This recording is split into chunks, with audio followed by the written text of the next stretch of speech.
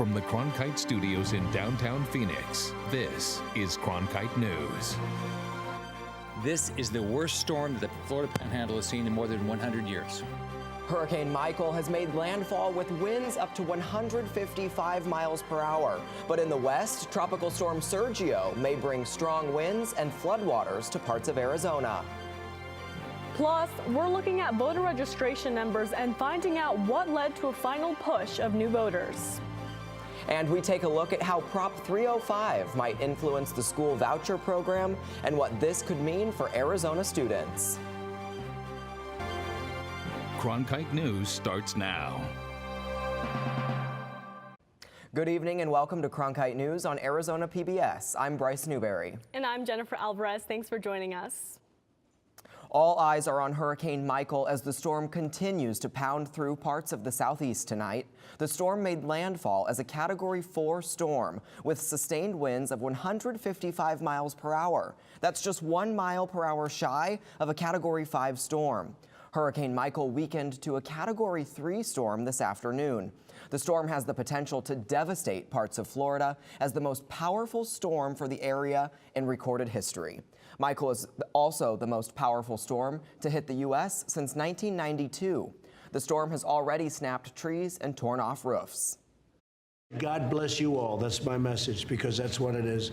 The storm is there. We want to get down there as soon as possible. At the same time, I don't want to go down where we're interfering with the people, first responders, the FEMA people. I want them to focus on the storm, not me.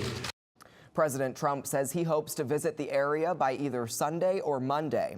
We'll have the latest on the trajectory of the storm coming up in weather.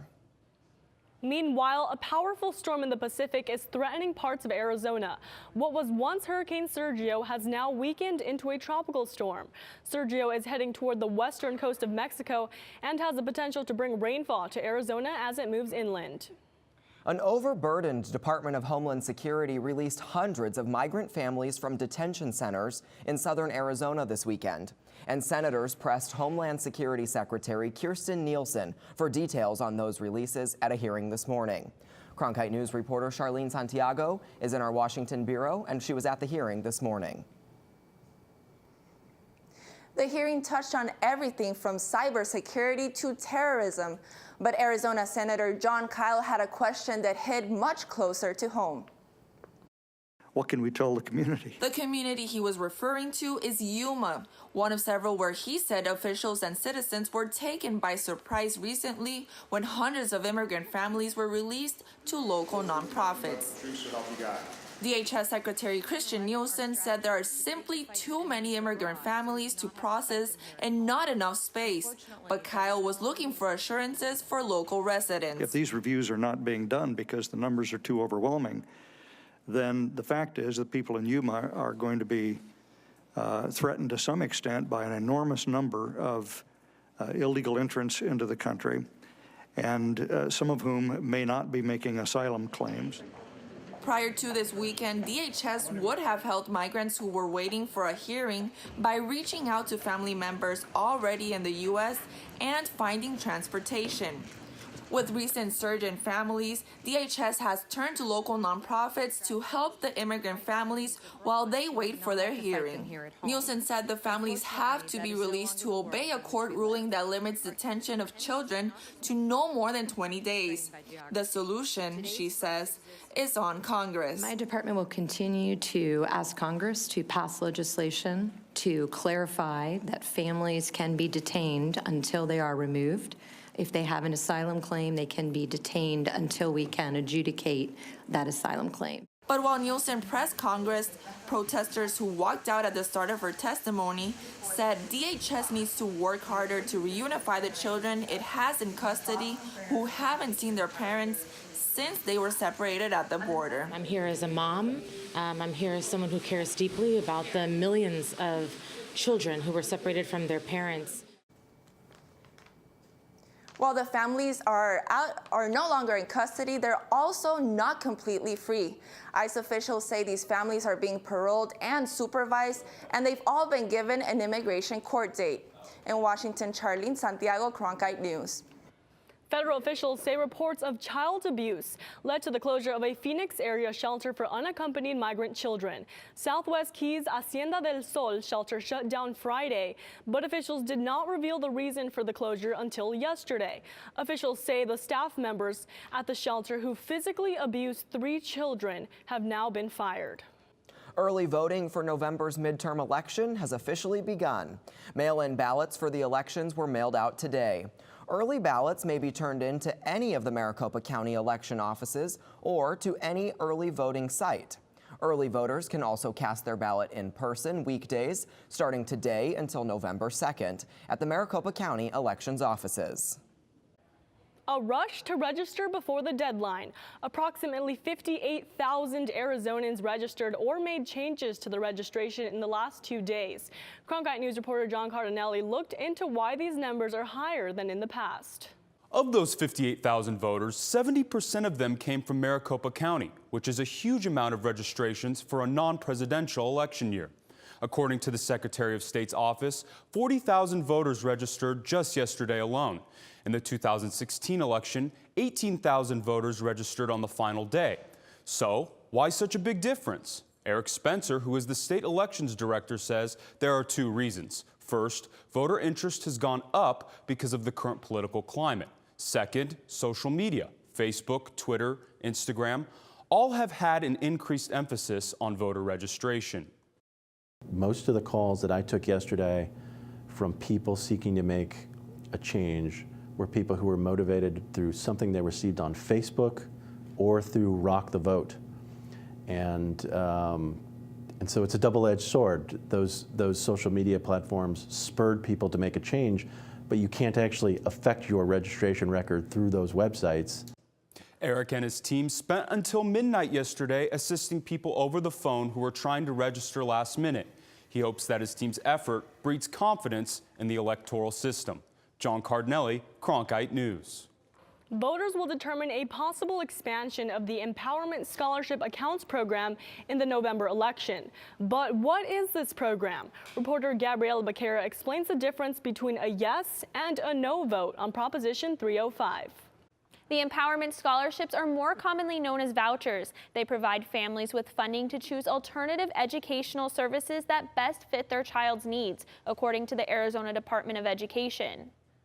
A vote yes on Prop 305 is a vote to expand and make every public school student eligible for the Empowerment Scholarship Program. Empowerment scholarships allow parents to take a portion of the funds that the school would have gotten for their child. It's only 90% of the funds, and to use that scholarship to help empower their children in an educational environment in which they can thrive. Jenny Clark says her sons entered the ESA program at the start of the school year because they have dyslexia and dysgraphia and couldn't get the help they needed in their school district. We use it to pay for qualified tutors and therapists and dyslexic specific curriculum for them. The Arizona Department of Education administers funding using state tax dollars for expenses to be used for tuition, fees, books, and tutoring, according to Senate Bill 1431. A vote no on Prop 305 would overturn Senate Bill 1431 and keep the eligibility for the program as it is. They're already going to the small group of kids who need that kind of alternative. And the other 95% of kids, the other 1 million kids in Arizona, are choosing to go to public schools. We don't want to cut funding from the choices that all of those people are making. Save Our Schools Arizona spokesperson Dawn Penich-Thacker says the program would take funding away from public schools. Right now, the program is only accessible to students with disabilities or guardians that are legally deaf, blind, or on active military duty, students that are living on Indian reservation, attending a D or F school, a ward of the court, or with siblings already in the program. If the expansion passes, up to 30,000 vouchers will phase in by the year 2023. But if the current legislation stands, approximately 5,500 students will be added to the program annually through fiscal year 2023. In the Broadcast Center, Gabriela Becerra, Cronkite News. Arizona Senator John Kyle has been granted an extension to report his lobbying income. According to Politico, Kyle won't have to report the numbers until next year. Kyle has said he will likely only serve as a senator until the end of this year. That means the lobbying income reports won't be due until after he's out of office. Arizona has one of the highest rates of suicide nationwide. And a new study from ASU shows that some demographics are more likely to die by suicide than others. Coming up on Cronkite News, we're breaking down those numbers. Plus, one-size-fits-all healthcare may not work for everyone. How some doctors are moving toward more personalized treatment options. Join Emmy Award-winning CNN anchor Anderson Cooper as he receives the 2018 Walter Cronkite Award for Excellence in Journalism, attracting industry leaders from the media, politics, business, and education. The award luncheon is the Cronkite School's signature fundraising event. Tickets for the luncheon ceremony on Wednesday, October 17th at the Sheraton Grand in Phoenix are available for sale at cronkite.asu.edu/luncheon or call 602-496-0482. I'm Judy Woodruff, anchor and managing editor of the PBS NewsHour. The journalists of tomorrow face a fast-changing media landscape, but quality news remains vitally important to our communities, our country, and our world. At ASU's Walter Cronkite School of Journalism and Mass Communication, students learn solid, reliable reporting, holding the powerful accountable, and rebuilding the public's trust. The Cronkite School and Arizona PBS, preparing the next generation for a stronger future of journalism.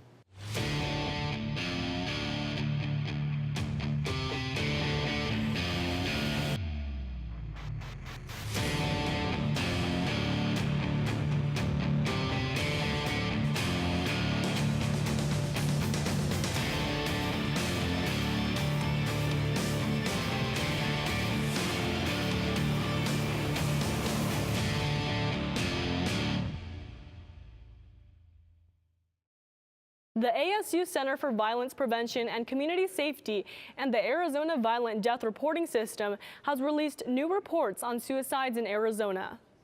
They reported that men are 3 times more likely to die by suicide than women in Arizona. In 2016 alone, a total of 985 men and 280 women lost their life to suicide. They found that men the age of 75 and older had the highest rate of suicide at nearly 51 suicides per 100,000 people, the highest age group for women, and those aged 55 to 64 years old at nearly 16 suicides per 100,000 people. Today marks the 26th anniversary of World Mental Health Day. This year's primary focus is promoting awareness among adolescents and helping parents, teachers, and peers to be better allies. One man's complex medical condition reveals a trend toward personalized care. Reporter Charisma Sandoval explains how one-size-fits-all prescriptions are giving way to treating patients as individuals. Remy Marceau's case was rare. Doctor after doctor thought he couldn't do outdoor activities because low potassium made him dehydrated. It wasn't until he was 19 years old that he found out he had a rare kidney disorder called Bartter syndrome. Syndrome progressively got worse at a rate that they had really never seen. And by the time I was 22, I was doing an infusion every day for 8 hours to replace my electrolytes and all of my fluids. His diagnosis led to a unique result. Both of his kidneys were removed and 2 transplants were performed. He says all his doctors, pharmacists, and dietitian worked together to give him a personalized treatment plan that would help him return to the life he once lived. Getting back to being outside, being active, working out, and doing all those things that a normal person would do, that's what I've looked forward to the most. And doctors are saying the want for customized care is only going to grow. We really try to look at each patient as a unique person and we look at not only the science in terms of the clinical aspects of their care, but also looking at their mind, their body, their spirit, looking at like their relationships in their life, looking at like the broader context of who they are and taking a holistic picture. According to Dr. Paul Andrews of the Mayo Clinic in Phoenix, tech-savvy patients are becoming more educated about their conditions before they reach out for medical treatment. A lot of the people who are coming in now are very sophisticated about what's going on in their health, especially the younger they are and they grew up in the digital world. Remy Marceau says medical care shaped to his needs made all the difference in his health, and he's on his way to recovery. When you have that customized care, especially in a complex health situation where it's not just your typical flu that you get once a year, it makes a huge difference as far as communication, treatment, and just outcome. In Phoenix, Charisma Sandoval, Cronkite News. Several hospitals have expanded their facilities in recent years. The Mayo Clinic plans to nearly double the size of its Phoenix campus over the next 5 years. Are 3 fish with different names really just one species? Next on Cronkite News, that confusion could lead to a native fish not needing protection under endangered species laws.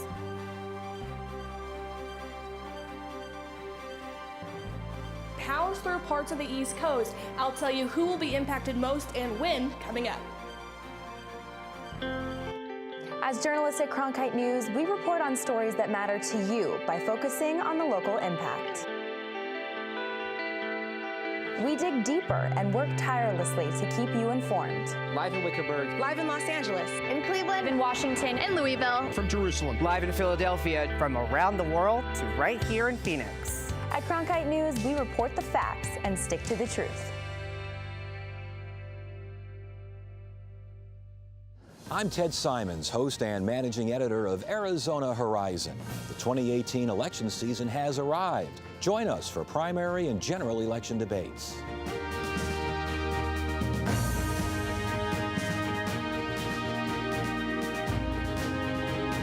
Right here, meet the candidates and hear their positions. Arizona Horizon, your source for what matters most this election season. Only on Arizona PBS. Millions of people die every year from drinking dirty water. I would never have felt I had the ability to do something without ASU pushing me. We built filtration systems out of local materials with the people. To see those kids drink clean water for the first time, it's the most rewarding feeling that you can ever have. I went to ASU because I wanted to change the world. The thing I never would have expected is how the world would have changed me. If you're looking for one show that tells you what happened that day in the world of business, it's NBR. We saw a classic shipwreck. Nordstrom's opening stores. Triple-digit gains. Crude climbs. We're there to help our audience find new investment ideas. The market still has room to go up. Nightly Business Report is the longest-running business television program in history. Weeknights at 10:30 on Arizona PBS. Is it endangered or not? That's the question over the round-tailed chub, a type of fish native to Arizona. The Tucson-based Center for Biological Diversity is suing the U.S. Fish and Wildlife Service for not protecting it. But the Arizona Game and Fish Department says there's no reason to worry. The species is doing just fine. The round-tailed chub is highly imperiled. Brian Suggy is the senior attorney for the Center for Biological Diversity. In August, the agency sued the U.S. Fish and Wildlife Service for not protecting the round-tailed chub as an endangered species. Some threats to the native fish include non-native species of fish, climate change, dam construction, and development around streams. They were at the point of a proposed listing.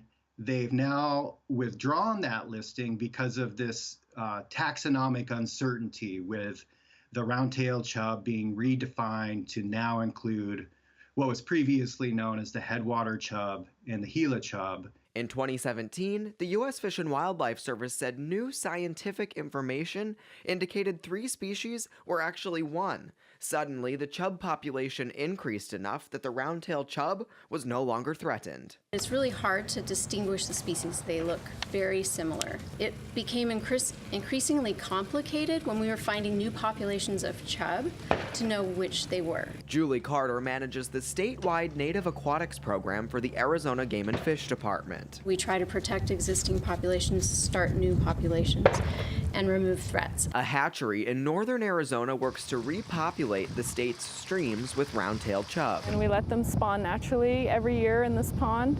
We take out the young of the year in the wintertime once they're big enough to handle a pond harvest. And we take those fish out and stock them into Verde River, into either the main channel or into tributaries of the Verde River. Depending on the year, hundreds up to tens of thousands of round-tailed chub are sent into streams.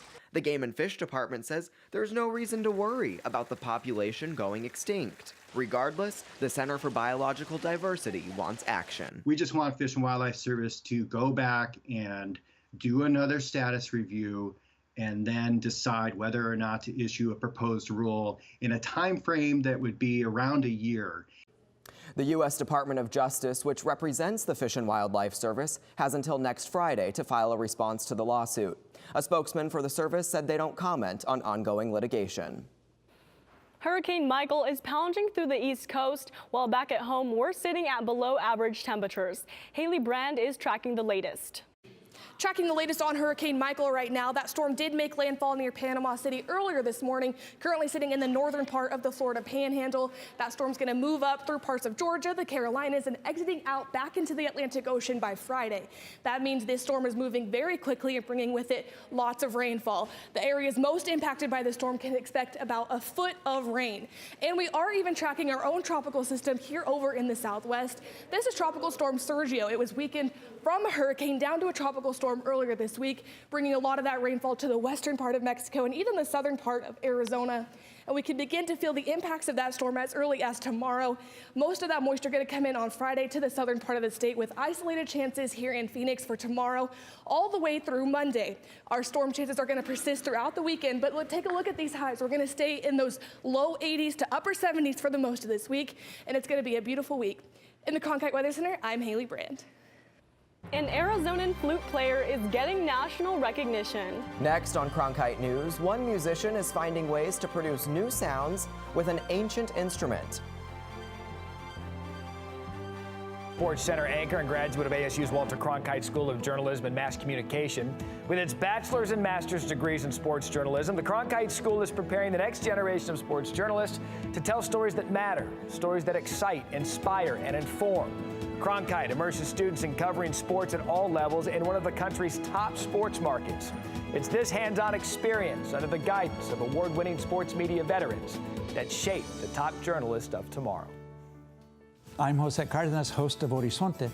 Each week, we bring you experts and community leaders to discuss the issues that are vital to our community here in Arizona. We cover the stories that affect and inspire us and our families, and talk to the newsmakers who shape the communities where we live. Horizonte is your source and your voice for what matters most here on Arizona PBS.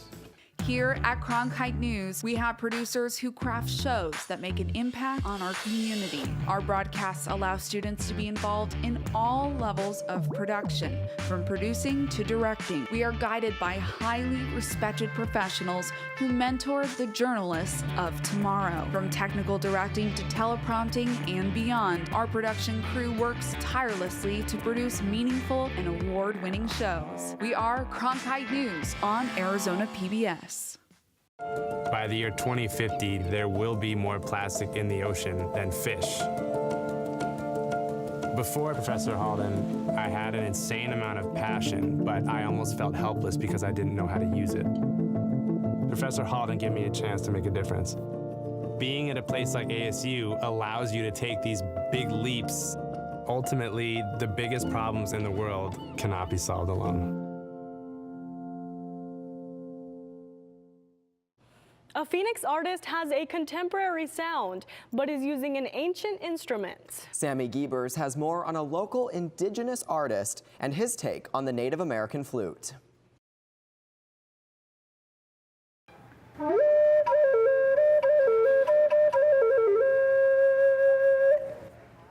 Randy Kemp admits that when he plays the Native American flute, it doesn't always have that traditional sound. I understand some people don't even like the way I'm playing the flute music now because it's more of that contemporary, fast-paced, very like, what was that? 6, 7, 8 flutes that I have to keep in rotation. He's self-taught and uses the contemporary sound of this ancient instrument in his group's latest album. His CD is now nominated for a Native American Music Award, but not before its release was put on hold. I actually flatlined. In 2016, I had a heart attack. Kemp's daughter, Raquel, remembers those times all too well. There was just so much stuff that was unfinished, and I think maybe that's what, that's probably, why he pulled through too. Is the CD is, one of the things that he needed to do. Kemp often alludes to issues natives face today in his music.